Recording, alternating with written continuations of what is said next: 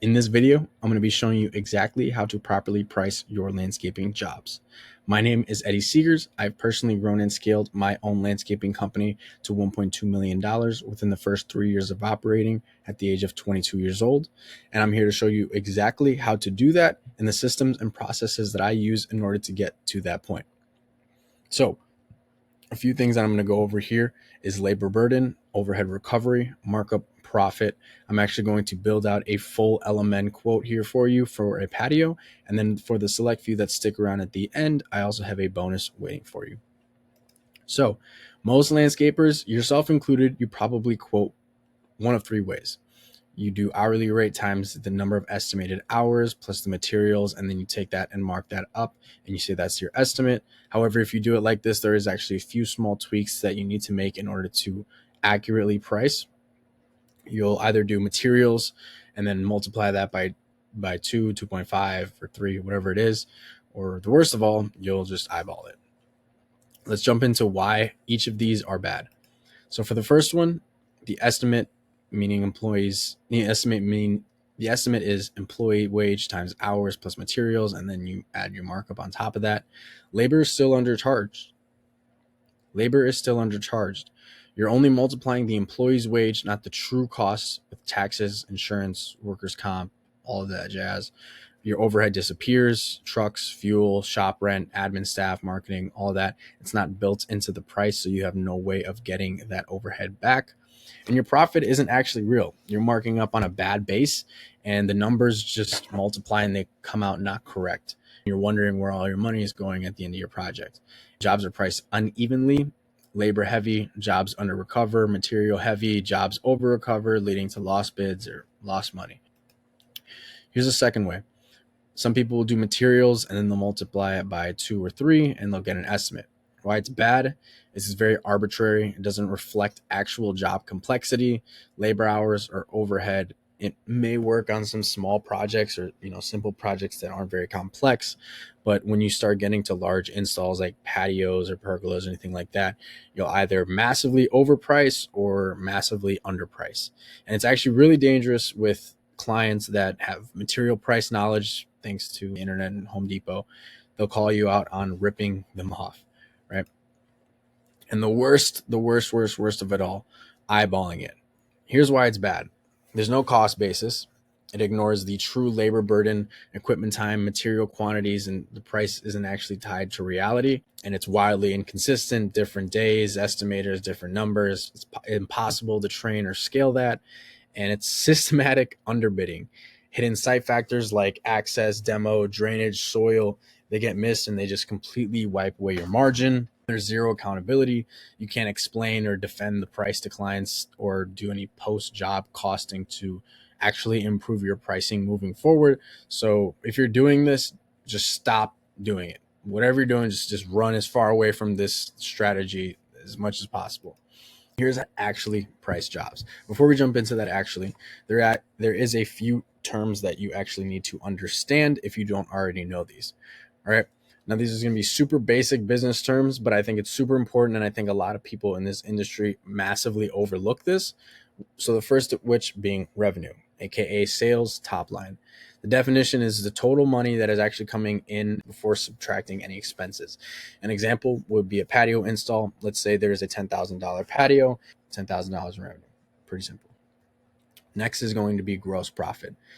The definition of this is revenue minus direct costs of doing the work, which is labor, materials, equipment, subcontractors, and it shows how efficient you are at actually producing jobs. So the formula here is gross profit equals revenue sold. So how this looks like in an example, let's say you have a $10,000 job that you landed.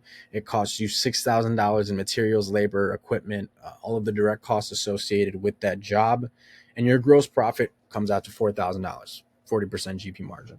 So this is not include any of your overhead, any of your softwares, your admin staff, anything like that. It is purely just the cost associated with fulfilling that single project. All right. Now that that's understood, this is the good part. Net profit, the bottom line. So what's left after you subtract expenses and both your direct costs and your overhead from your project. And this is your actual take home, like what you put in your pocket at the end of a job. So the formula is net profit equals gross profit minus overhead expenses. So let's say you have a $4,000 gross profit, your overhead is $2,500, and take home $1,500 in your pocket. All right. A lot of people confuse gross profit with net profit. If you ever hear gross profit, think gross profit is gross, because it is gross. What you want is net profit. All right. Now that that is understood and we are both at a good understanding of that, let's move on to the actual nitty gritty here. So we got labor burden. This is Fred. Fred is the best worker. Fred costs $20 an hour in order for him to be out there on the site. But he doesn't actually cost $20 an hour. His payroll is an extra $2 an hour, workers' comp $240, benefits $160. Maybe he has, if he is on payroll, you're most likely paying taxes on every hour that you pay that out. So his true cost is actually $26 an hour, not $20 an hour. So this goes back to that first pricing model that I was showing, where if you take his main cost, which is his what you're paying him out, $20 an hour, if you were to take that number and then multiply and use the equation that you did for that first pricing strategy, you would end up coming out with money spilling out and you wouldn't even know it. This is super important to add into all of your labors and make it direct and definite. Even the 40 cents, the 60 cents, all of this stuff matters. The labor burden is actually going to be really important because it's a good transition into how you're going to use this number for this next part, because this is the really important part, which is the overhead recovery. In other words, the invisible cost. A lot of people, they don't actually look at this number and they wonder where all of their money is going. And I'll tell you, it is right here. This is you if you watch this video and you go and do nothing about it. You're going to wish you listened to Eddie. So imagine this bucket, this yellow bucket is your revenue from your jobs, and it has all these leaky holes in it. Those leaky holes are going to be rent, software, insurance, admin salaries. In other words, everything that you spend on a monthly basis that you can't actually bill to a client. Like, let's say you have rent. It's not like you're taking that rent and dividing it by 30 days and then taking that price and adding it into your estimate. That's not how it works. What we're going to go ahead and explain here in a second is going to be the overhead recovery. And what's spilling out of this bucket is all of your money. This is where all of your money is going. Overhead is not profit. It's the cost of keeping the lights on. A lot of people confuse, like I said back with the terms, a lot of people will confuse the net profit with the gross profit, and that's not the case. You have a whole bunch of other money that has to be allocated to a certain part of your budget, otherwise it's going to spill out. It's the cost of keeping the lights on, and recover it on every single job, or your business will slowly bleed out. And this is your bucket, all nice and happy once you've patched it up after watching this video. If you take nothing else away from this video besides this, I will have achieved my goal here. This calculation right here is what is going to hopefully help solve your money problem. So we got Fred. Fred's back. So what we're going to do is we're going to recover overhead through labor hours from Fred. So the way that this works is you're going to take your overhead. In other words, your overhead is just your monthly expenses. So let's say, we'll get into that in a second, but you take your overhead, you divide that by the billable amount of labor hours that you have within a year. Okay. Depending on your climate, you may have more, you may have less, but you want to take, like I said, the billable hours over the course of a year. And what that is equal to is you're going to add that to the man hour rate. In other words, what I talked about in the previous slide, your labor burden rate. Let's say that your overhead is 480,000, which is a pretty big business if you have 480,000. And if you have 24,000 billable labor hours, which most people don't, this is just for numbers sake and easy math, you'll have a $20 an hour overhead recovery. Okay. You're going to take that $25 wage, you're going to add that to your $20 overhead recovery, and then you're going to add a profit percentage on top of that. If you didn't do this, you would not be accounting for your projects properly. You would still have money spilling out. This is super important. Or you can just multiply it by 0.20. And that gives you $52 an hour for your man hour rate.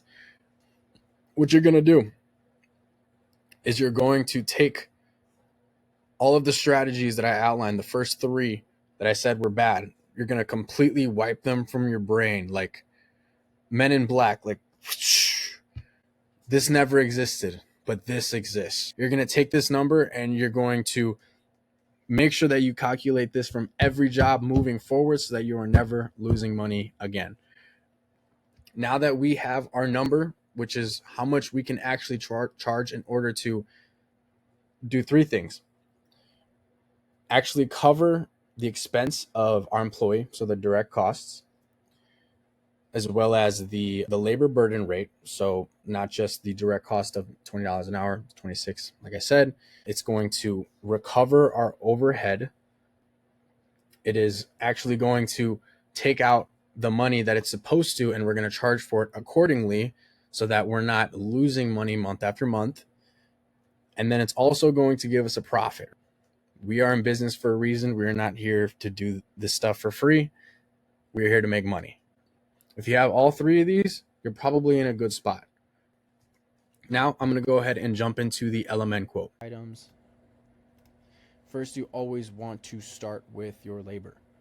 Typically, we run a 3-man crew, which includes a crew lead as well as 2 laborers. All right.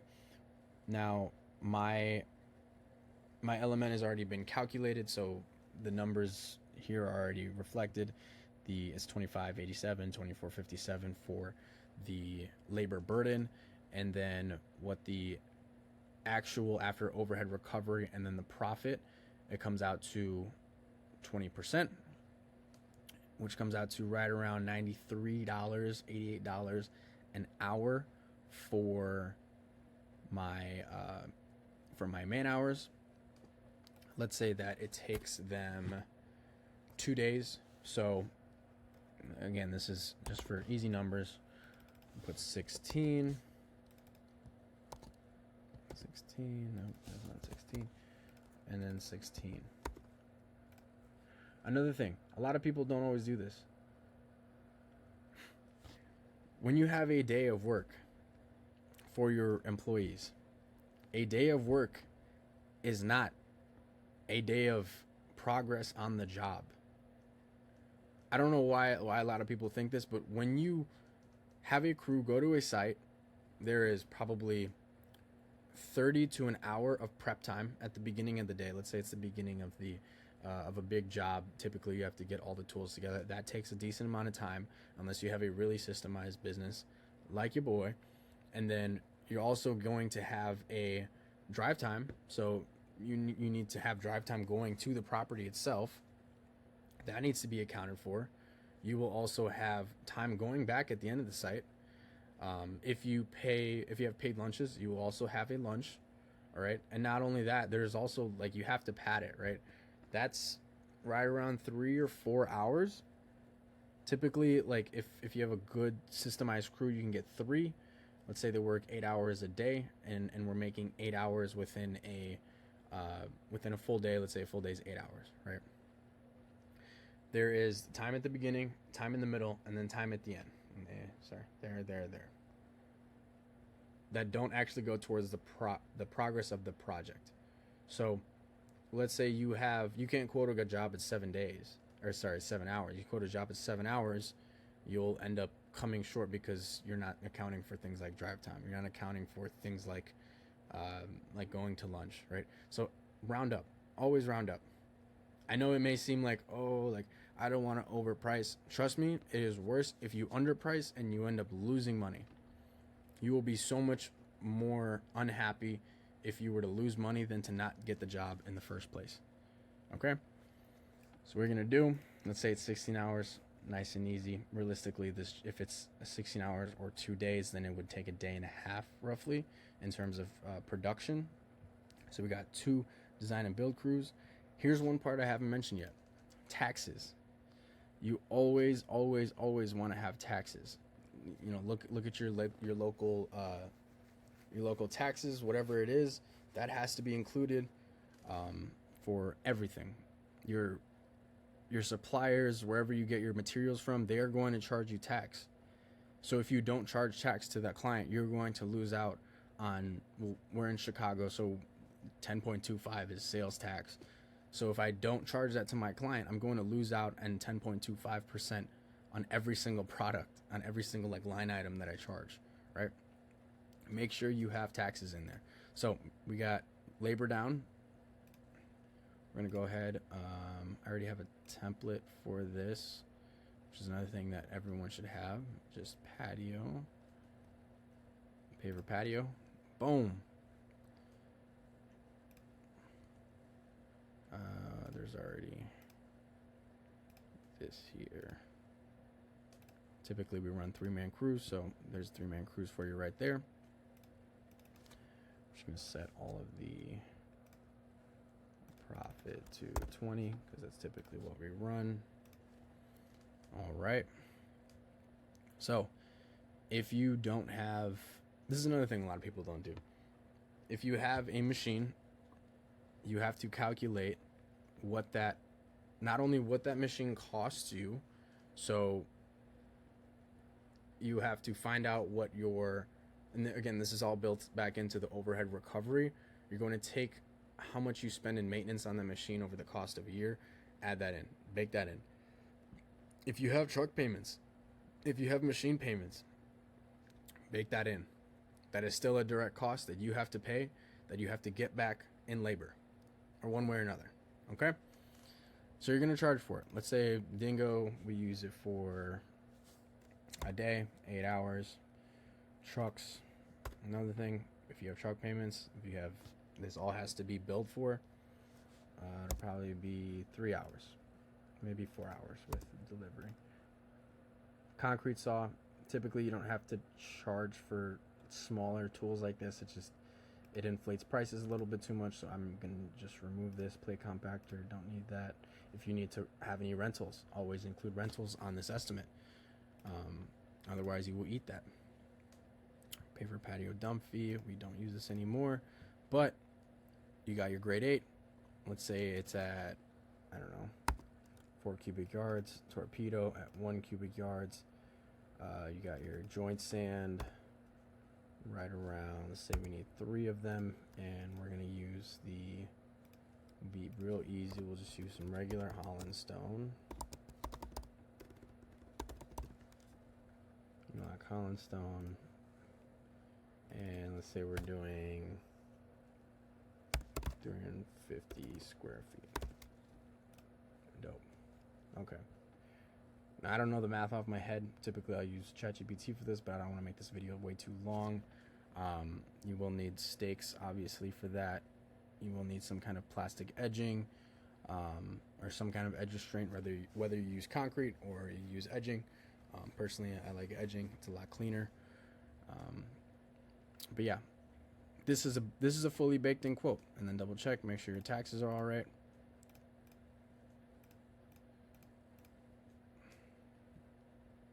And yeah, so it's almost $948 in tax. If you did not put this in the estimate, it may not hit now, but you will eat $948 from this project because you didn't click a few buttons. Okay? So just make sure you do that. Other than that, everything else in here looks pretty good. Got a total cost. Our break even is 57, 20% net profit taken home, but we're revenuing 72.34.